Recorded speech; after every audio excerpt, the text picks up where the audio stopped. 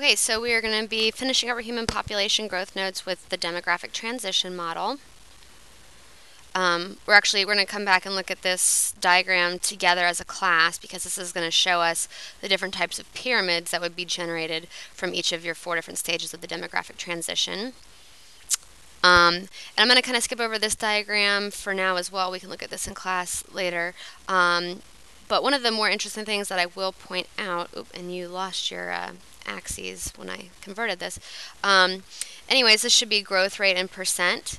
And then over here, your bars are representing your population in billions. So we can see through the years that the population continues to grow, and we've actually hit 7 billion around in here, 2011 actually.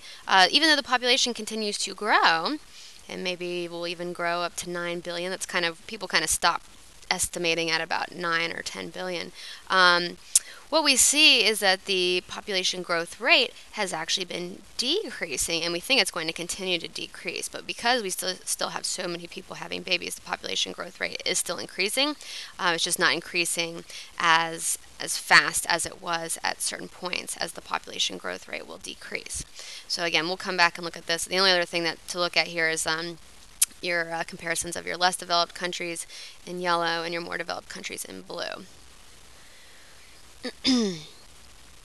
Okay, so what has caused population growth rates to fluctuate throughout history? It would be due to number of births, number of deaths, and migration. So we'll talk about all of that today.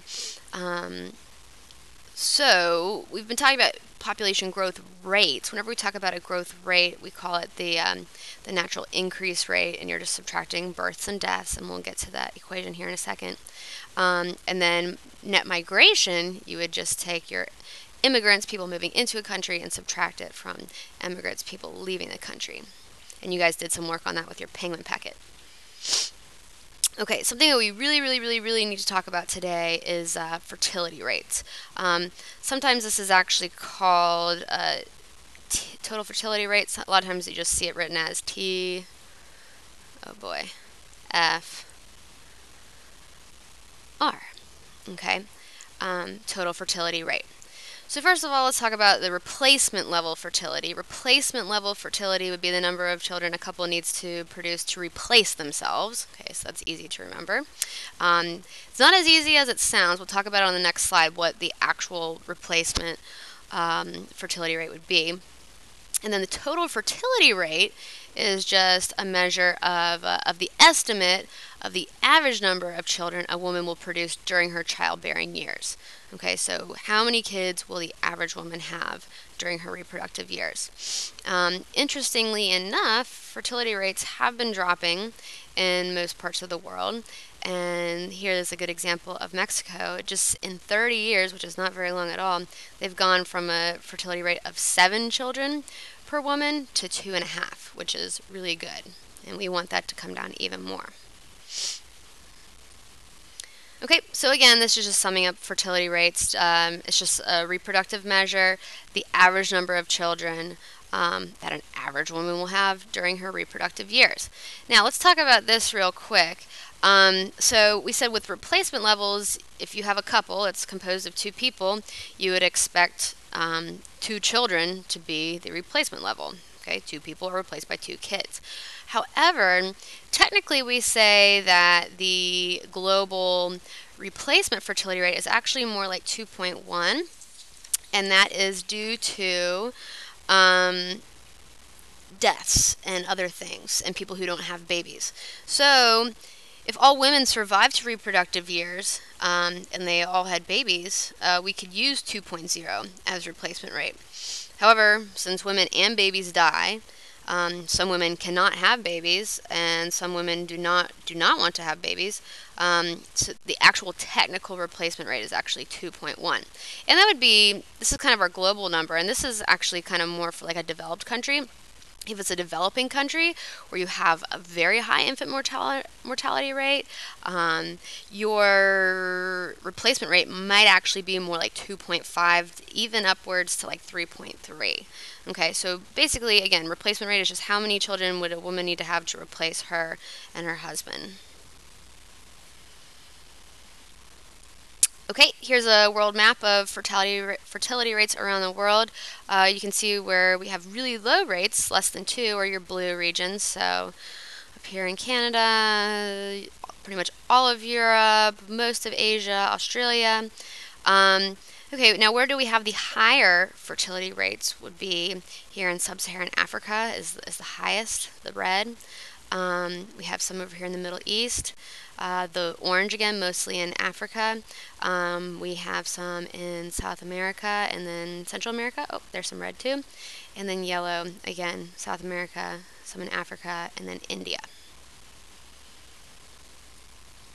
Okay, what would affect fertility rates? And we've already touched on this a little bit in our last notes, but what would make a woman want to have more babies or less babies?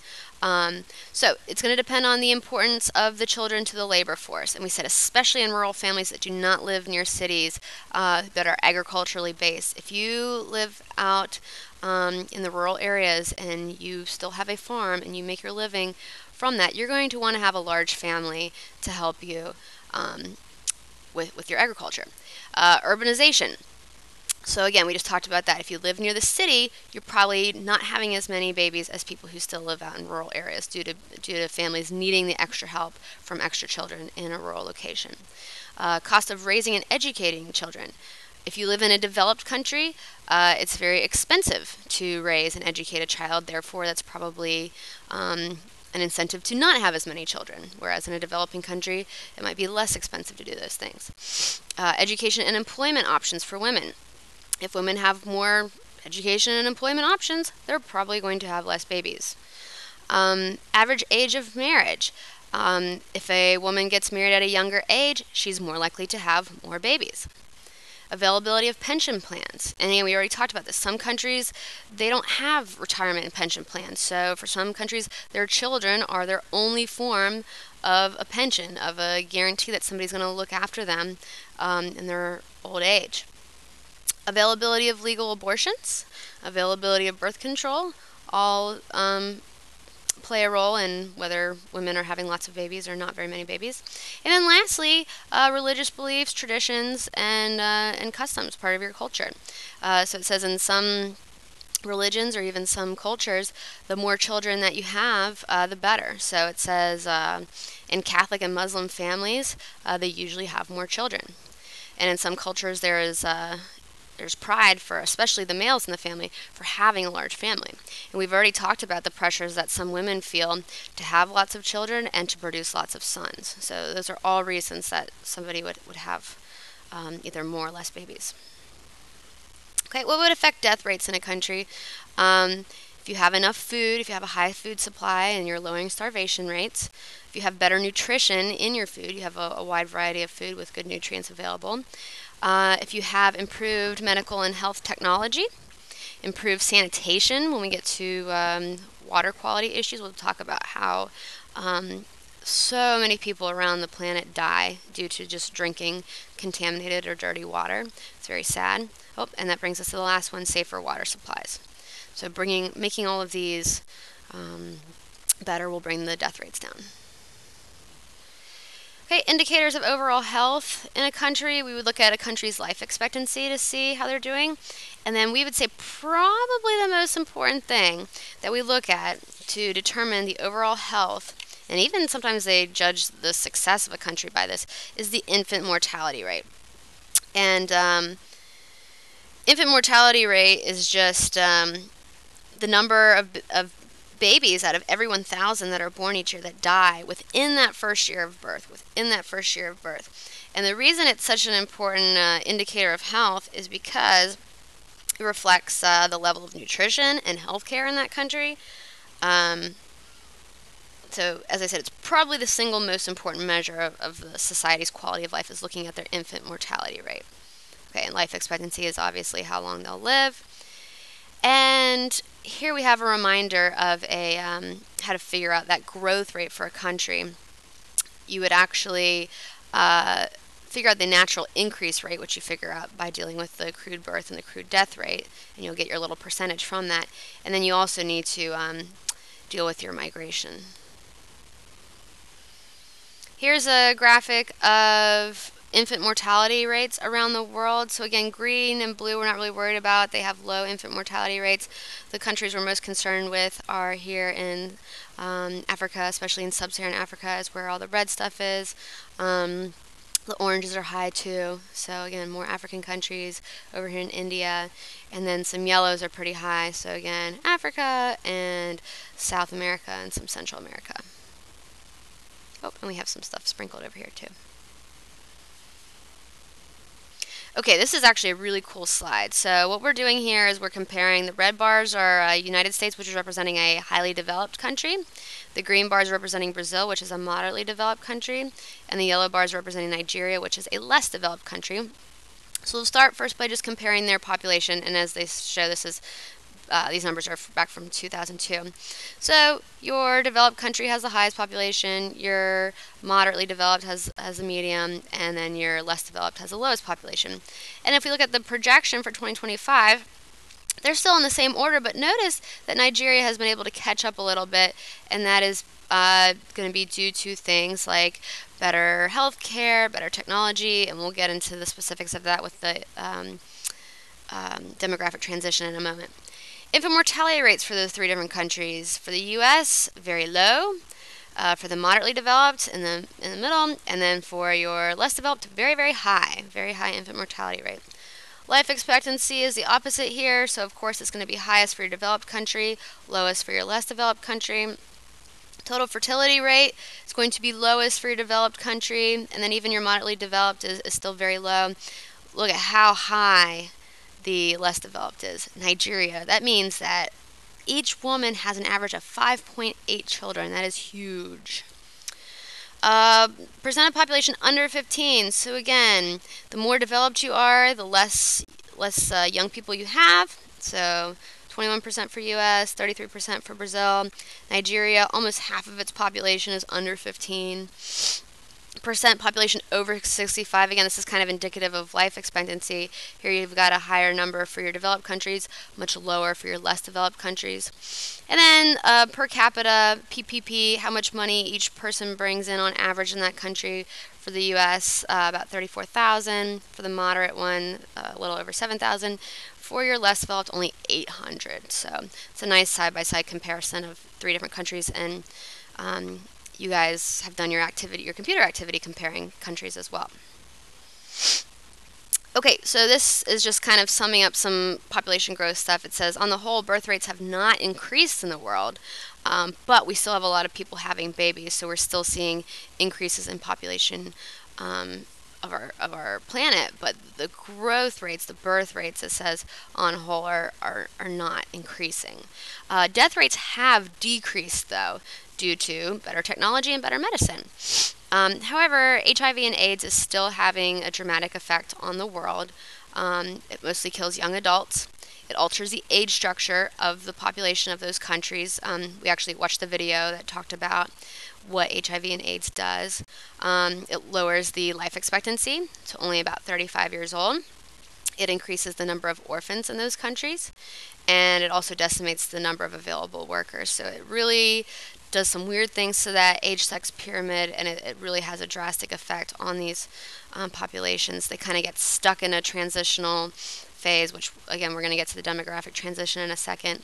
You don't get very many elderly people, and you have a lot of young people and a lot of orphans. Okay, so how is the U.S. doing with our growth? The natural increase rate, if we're just looking at birth rates and death rates, is only 0.6%, which is still growing. Yet, we still have a pretty high growth rate in the country. It's not rapid growth like a developing country, but we still have a growing population. So it says that it is thought that we would have had a stable population by 2050, but we have immigration. So that keeps our country's population growth continuing to grow, even faster than our natural increase rate. So the numbers are, they say there's about 800,000 legal immigrants each year and 500,000 illegal immigrants each year, which again helps our population to continue to grow. And then something else that we have to kind of look at with population growth in our country is the baby boom, which we talked about in our last notes, and then some issues that we'll have to deal with the baby boomers retiring, such as Social Security, jobs that, maybe we thought they were retiring and now they're not going to retire. So these are all issues that we're dealing with. Okay, so family planning, we've been talking about fertility rates and how you could bring those down. So family planning is a type of education that you would use to plan with your significant other what type of family size you want to have. And birth control is part of that. So here are some methods of birth control that people can use to, either decide, okay, I don't want to have any more children, or I only want to have a certain number of children, or I'm not ready to have that many kids now, I'm going to wait till later on in life. So abstinence obviously is the best one, not having sex at all. If you can clock your cycle and avoid having sex during ovulation, not the best method, but again, for people who can do that, it can work for them. Diaphragms and condoms, birth control pills using hormones, physical barrier implantations like an IUD device is a little thing that gets implanted and it blocks the fallopian tubes. Sterilization is a bit extreme, where you would not be able to have kids anymore, and then abortion, you know what that is. Okay, there have been some examples of government coming in and regulating family size. Probably the most popular or well-known example of that is in China. They had the one-child rule, and so what happened here, it says that the Chinese government became concerned when their population neared 1 billion. They created a policy where families were only limited to be able to have one child. This was able to happen because China is a communist country where people have little say and little impact on the decisions that were made. And the reason that they had success with it is because they gave incentives for families that only had one child. They gave them free education. They gave them free medical care for their child. They gave them better housing. They gave them better pensions. So basically, if you only had one child, you were treated very well. And then if you didn't, you did not receive these incentives. Okay, drawbacks to limiting population growth. We've seen some terrible, terrible things on videos about what women have to go through in other countries, due to these pressures. So here it says women may be pushed to get abortions or undergo sterilizations. And as we've seen in a lot of countries, for their one child, they want to have a boy. They really, really, really want to have a boy. So they'll even do something as extreme as have a sonogram done to have sex determination done, and if it's not a boy, they may even have the fetus aborted. Here it says many rural families would ignore the one-child rule because they need laborers on their farms, so they're going to miss out on government incentives. The right to have the number of children they desire is oppressed by government. That's one of the saddest things to me. If you've always dreamed of having a certain number of kids and your government tells you can only have one, I think that would be very upsetting. But again, they live in a communist country where I guess they're used to being told what they have to do. And then, again, I just touched on this, males are very desired, so we're not seeing as many females being born, so we have a disproportionate male to female birth ratio. And so, again, it'll be very interesting to see what that's going to do to the human population growth rate in China in these next few decades. If you have way more males than females, I don't really know how that's going to work out for them. Okay, we have a couple more graphics before we get to demographic transition. This is showing us birth rate and how it has decreased through these decades. Well, we're all the way back to 1700s, 1800s. So birth rate has really, really, really decreased, and this is in developed countries. The death rate has also decreased. This little gap in between here, we want that to close in order to get to a growth rate of 0. Because, again, to find growth rate, we subtract the birth rate and the death rate. So we want the gap between birth and death rate to be very, very close so that we have a 0% growth rate. And we can see in developed countries, we've done a good job of making that happen. We've really done a good job of closing that gap. In a lot of developing countries, they're still working on closing that gap. We can see over the decades they have done a good job of decreasing their death rate. However, they're still working on getting that birth rate decreased due to many of the issues we've already talked about. So they've got a low death rate.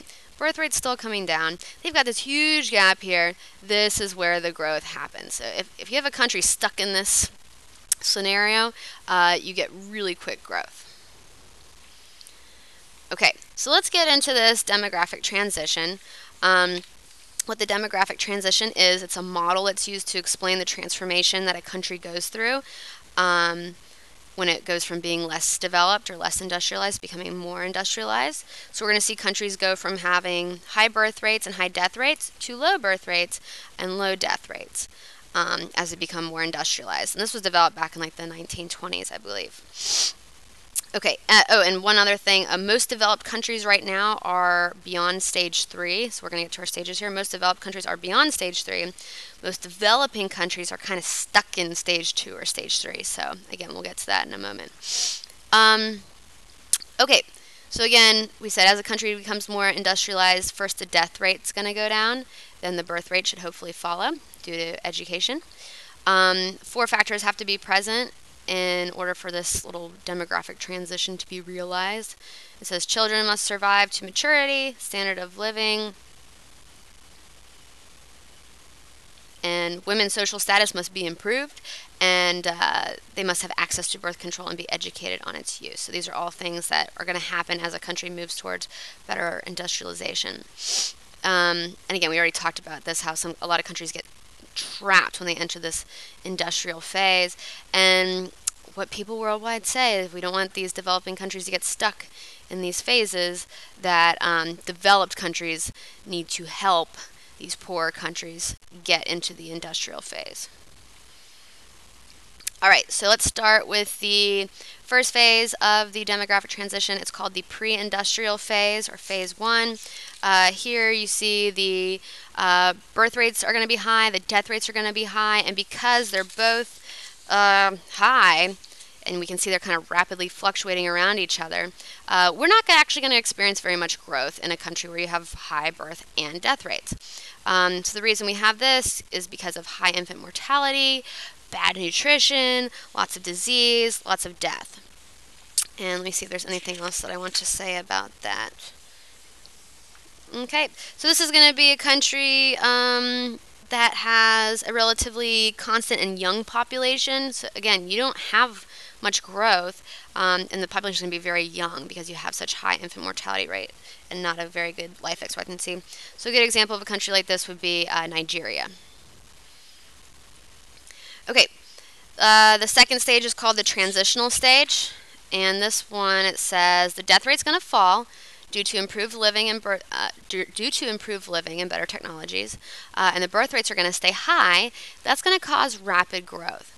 So again, the reason that your death rates would decrease is because of better medicines and sanitation, and then your birth rate stays high because people haven't been educated on the benefits of not having as many babies. So again, here's that first stage we just talked about, the pre-industrial stage, where they're both high, they're both kind of fluctuating around each other. We have low growth. So this little green line here indicates the growth rate. As we go into the second stage, birth rate stays high, death rate decreases due to better medicine and technology. Now, what you'll notice, look at this gap here. Big gap between birth rate and death rate. That means this line goes way up. We have a really, really steep increase in our growth rate. Okay, so this is that transitional stage. We said a lot of developing countries get stuck or trapped in this phase. Okay, let's see if there's anything else I want to say here. Nope, I think we're good. Let's go ahead and move to the third one. All right, the third stage, we call this the industrial stage, and here your fertility rates are going to fall, and the gap is going to start to close between birth and death rates. This means you're going to have low growth. So again, let's look over here. Your birth rate is decreasing, the red line is decreasing because we're finally getting some education. The death rate is still low. And here, again, we see the gap is starting to close. It's not all the way closed, but it's starting to close. So the growth rate, we can see it's still up here. Instead of being this steep incline that it was over here, it's starting to level off. Okay, it's taking on more of a level shape. So it's starting to slow down. So look over here. It says more food, better health care, technology, and education cause the birth rate to decrease, coming near to the death rate. Okay, so these are all reasons why your birth rate would eventually come down. Also, better access to contraception, increases in wages for men and for women, urbanization, a reduction in subsistence agriculture, which means, just having your own family farm. Now you're actually farming for a surplus and making money off of it. An increase in parental investment in the education of children, and just other social changes in general. So these are all things that are going to cause that birth rate to go down. All right, our last slide and our last part of the demographic transition is this fourth stage called post-industrial. And what happens here, your birth rate could even fall below the death rate, or it closes with the death rate, and that's going to give us zero growth. Now, if the birth rate actually goes way below the death rate, you may actually experience what we have here, negative growth. Okay, so if birth rate and death rate are about the same, we call it zero. If birth rate's way below the death rate, we call that negative. Okay, and this is post-industrial. Again, if you look at your growth line, because we saw the growth line really decrease in stage 2, level off in stage 3. In stage 4, again, it's going to level off, and then it may even decline if you're experiencing negative growth. Birth rates may drop, like in countries like Germany and Italy, Japan, leading to a shrinking population. And that would be a threat to industries and the economy. And again, we've talked about other issues of a graying population. Okay, so those are your stages of your demographic transition, and that is it for your notes for today.